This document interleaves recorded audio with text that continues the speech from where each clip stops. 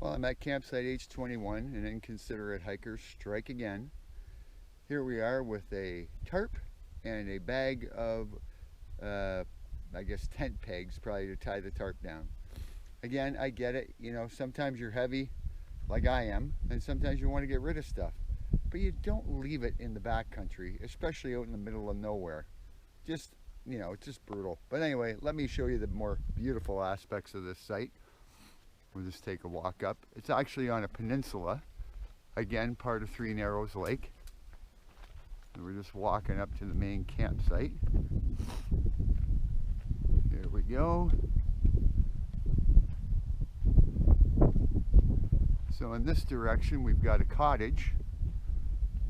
I've heard voices, but I haven't seen anybody. Fire pit area. My hammock is set up over there. Bear rope hung for the evening. And then we walk out to the peninsula and you really get the gorgeous views. More of the ridges and Cloche mountain range.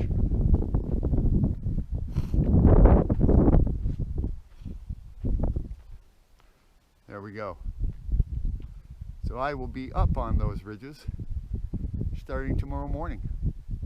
And basically up and down through those ridges all the way until, well, Tuesday when I'm out of here. Because Tuesday I'll descend and head down to George Lake Campground. Anyway, so just panning around Three Narrows Lake. This is probably one of the more northerly sections. Directly in front of me is Doris Island. And then you see it just pans right back around. A very pretty spot. Great place to come out, maybe eat dinner, enjoy the view. It's grilled chicken jambalaya is on the menu tonight, so I'll have to show you what that finished product looks like. I don't mind saying, today beat me up.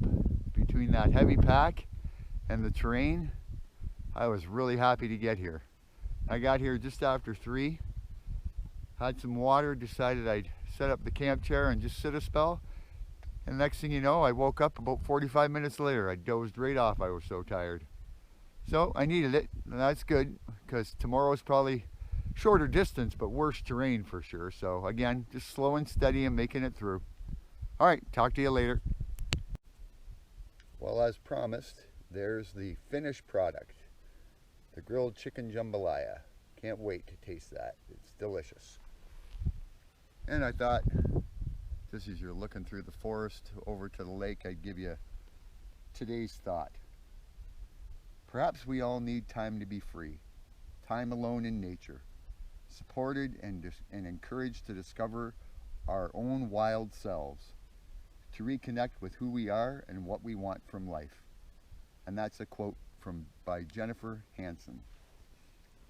And I can tell you, when you're out here, especially by yourself, it really does boil down to the simple things. Putting one foot in front of the other, making sure your steps so you don't slip and fall, getting the chores done. You go into survival mode, but when you get a chance to relax and think, you really come back to the things that matter to you in life. Faith, family, friends, those are the things that really matter. Everything else is just extraneous. And I think, being out here and discovering your wild self strips all that away and helps you recharge, and I think it makes you a better person. Anyway, that's the thought for today. Well, welcome to Friday morning. And it's Friday the 13th, so you know what that means. It's the day where people blame witchcraft for their own stupidity. Well, today is not a day to be stupid, because it is probably one of the gnarliest sections of the trail I have to do. I've got about a 10-15 minute hike back to the trail, and then immediately after that is a climb where you get a decent view of Three Narrows Lake, and then maybe 10 minutes later you're going down a 30-meter vertical descent that is steep as you know what. And it's a boulder garden, so you really gotta make sure you're footing on the way down there. Then you follow a creek bed for maybe 15-20 minutes or so, and then there's a climb up the waterfall. And then after the waterfall, you've got about, I don't know, hour's hike or so to maybe an hour and a half till you hit the soul-sucking adventure better known as Moose Pass. Moose Pass is a never-ending slog of a climb that just keeps going up and up and up and up. And until you see, once again, the last view of Three Narrows Lake, you're not at the top. So you just have to take it slow and steady and, you know, try not to gasp for air too much. But it's going to be a tough day, but it's not an overly long day kilometer-wise. It's just that the kilometers you're hiking are tough. So I'm figuring it's 10K in and out of campsites, but, you know, equate that to normal walking, it's more like 20, in all honesty. It's really tough. So anyway, it's time to get started. It's almost 8:30. It'll be 8:30 by the time I get the pack on and get going. So I'm hoping to be to the campsite by, with breaks and everything, hopefully by 3. We'll see how we do. Well, here it is, the beginning of the steep vertical descent. I didn't stop to take a video of Three Narrows because I'll get that hopefully from the top of Moose Pass, God willing I make it. Been going 36 minutes to get here. Just gonna have a pull of water so I'm hydrated and then navigate my way down. Probably take me about 20 minutes. When I get down, I'll show you what it looks like from the other way. I survived. I don't even know if the GoPro does this justice, but that is easy 45, probably more like 50-degree slope coming down, maybe even steeper. And as you can see, it's just a rocky boulder garden. So you do what you have to do. If you got to get down on your butt and scooch along, that's what you do. You just make sure of every step, because God forbid you pitch face forward. That'd be the end of your trip. And that rock face off to the side lets you know how far you come down after climbing it. So now, pan this way. I'm sure you heard it in the background. There's the creek I'm going to follow for the better part, I'm guessing 20 minutes or so. And then I'll be at the waterfall and I'll show you that. Well, here we are at the waterfall. What a beauty. So there's a part where you actually have to climb through it. And it's slippery and steep. So again, you just got to be careful. The majority does run along the outside, but there is a section where you have to go through it. See you at the top. Okay, here's the view for the top. Comes down into a pool, and then down she goes, all the way to the bottom. Doesn't take you long to climb, but like I say, that section where you go through it, very wet and slippery, so it's a little bit more like rock climbing than it is hiking. But 2 out of the 3 major tests passed, I should say. The only one and the worst of the day is yet ahead, Moose Pass. It's going to be a little while before I get there, but we'll see you there. Okay, so I'm at the bottom of Moose Pass. You come down it first, and you pass H23 campsite, obviously, which marks the end of the Three Narrows section. So this is the beginning of the 3rd section of the trail, called the Hanson Township section. And yes, it's named for Canada's man in motion, Rick Hansen.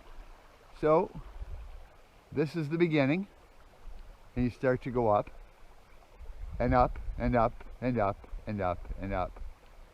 If I have the stamina, I will stop in the middle of the ravine and show you what that section of Moose Pass looks like. But it's just a slog. It's soul sucking. It's gonna beat me up, I know it, but after that the rest of the day is manageable. So it just get to the top, have a nice break.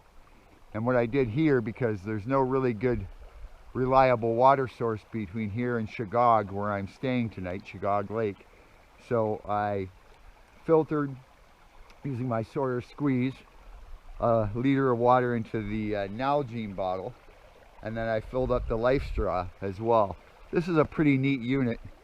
This thing here, you just basically dip the water in up to the max fill line, and then you put it in.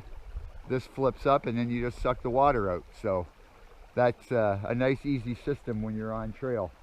But there's nothing like guzzling out of an Algene to really quench that thirst. So now I know I've got enough water, and God forbid that creek, that there is a creek probably about, I'm going to guess 20 minutes to a half an hour from Chicago. If that were to be dry, I'm still going to have enough water. It beats risking going up with less water, which is obviously less weight, makes the climb a little easier, but you know, you can't risk dehydration out here on the trail. And the black flies are swarming again. Again, they're not biting, but they are annoying. So I'm going to get moving, and we'll see you at the top. Well, here we are at the top of Moose Pass. And it was as soul-sucking an adventure as I said it would be. It just never ends. But once you see the lake, all of a sudden, all that hard work pays off. Did I mention Three Narrows was huge? So directly in between the two trees I'm focused on is Doris Island. And my campsite last night was right across from the rocky point that you can see. So that's how far I've come. Left camp just after 8:30. It's 12:05 now. And then I'm just going to pan around and show you. Every water that you see is part of Three Narrows. It's just huge. Just huge. And then we've got what's called the Blue Ridge section of Killarney in the back. And then over there, that body of water is York Lake. We're going to be camping on York Lake late August, early September. 6-man trip. Me, the Wolfman, Lee Majors, my sons Corey and David, and my son-in-law Kevin. So that should be an adventure. No 50-pound pack on the back every day, all day. You just have to do that on the portages, but you know what? Portages end. And then just more of the gorgeous, gorgeous view that you get from the top of Moose Pass.